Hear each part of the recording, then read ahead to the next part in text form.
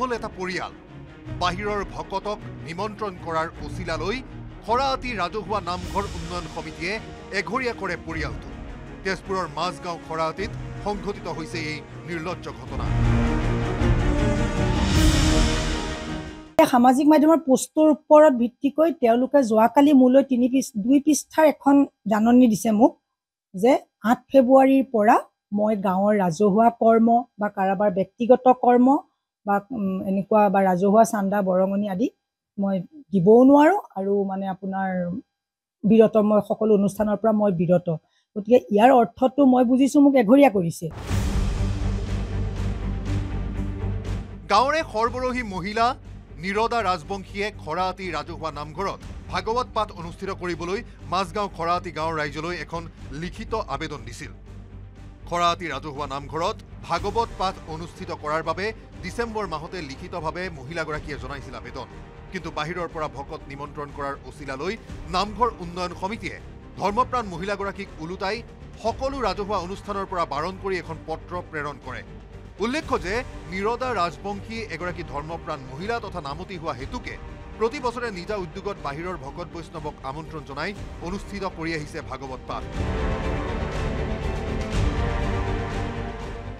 মোক এখন মোলৈ জাননী পঠাই যে ব্যক্তিগত ভাগৱত পাঠ তেজপুৰৰ বাহিৰৰ ভকত বৈষ্ণৱৰ দ্বাৰা নামঘৰত পাতিব নিদিয়ে বুলি যদি নিদিয়ে তেন্তে গাঁৱত যদি তেনেকুৱা ভকত বৈষ্ণৱ আছে আমাক দেখাব লাগে কাৰণ নাই চাগৈ কিয়নো নাই কাৰণে ৰাজহুৱা ভাগৱতটো বাহিৰৰ ভকত বৈষ্ণৱ আঞ্চলিকৰ ভকত বৈষ্ণৱৰ দ্বাৰা যিকোনো অনুষ্ঠান অনুষ্ঠিত কৰে ইফালে খৰাআতি নামঘৰ উন্নয়ন সমিতিৰ হৈ সভাপতি সুৰেন শইকীয়া আৰু সম্পাদক ৰমাকান্ত মহন্ত স্বাক্ষৰিত পত্ৰখনক লৈ এতিয়া চৰ্চা চলিছে তেজপুৰত অৱশ্যে পত্ৰখনত মহিলাগৰাকীৰ বিৰুদ্ধেও নামঘৰ উন্নয়ন সমিতি আনিছে কেইবাটাও অভিযোগ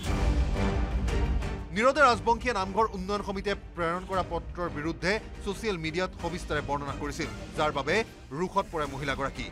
নামঘৰ উন্নয়ন সমিতিয়ে মহিলাগৰাকীৰ পৰিয়ালটোক সকলো ৰাজহুৱা অনুষ্ঠানৰ পৰা আঁতৰি থকাৰ নিৰ্দেশনা দি এক প্ৰকাৰ এঘৰীয়া কৰে একাংশ ৰাইজৰ এই সিদ্ধান্তত হতভম্ব হৈছে নিৰদা ৰাজবংশীৰ পৰিয়াল পত্ৰ প্ৰেৰণ কৰি সভাপতিক কৈফিয়ত বিচাৰি অপমান কৰিছো বুলি গতিকে মই বিচাৰো মই যদি তেনেকুৱা কিবা পত্ৰ সভাপতি সম্পাদকলৈ প্ৰেৰণ কৰিছো সেই পত্ৰখন সভাপতি সম্পাদকে ৰাজহুৱা কৰিব লাগে নতুবা গাঁৱৰ অন্য ব্যক্তিলৈ তেওঁলোকে মোবাইলত হোৱাটছএপত তেওঁলোকে প্ৰেৰণ কৰিব লাগে আৰু এটা কথা লিখিছে মই অসামাজিক আৰু সমাজ বিৰোধী কাম কৰো যাৰ বাবেও মোক এঘৰীয়া কৰিছে গতিকে মোক তেওঁলোকে এইটো প্ৰমাণ কৰি দিব লাগে মই এনেকুৱা কি অসামাজিক আৰু সমাজ বিৰোধী কাম কৰিছো বাহিৰৰ ভকত নিমন্ত্ৰণ কৰি ৰাজহুৱা নামঘৰত ভাগৱত পাঠ কৰাৰ সিদ্ধান্তৰ বাবেই এটা পৰিয়ালক এঘৰীয়া কৰা কাৰ্যত তীব্ৰ প্ৰতিক্ৰিয়াৰ সৃষ্টি হৈছে সমগ্ৰ তেজপুৰত তেজপুৰৰ পৰা Hemanta Kumar Nath report news 18 Assam north east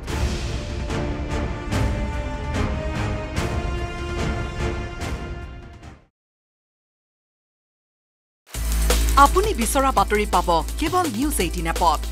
news 18 app download কৰিবলৈ স্ক্যান কৰক এই QR কোড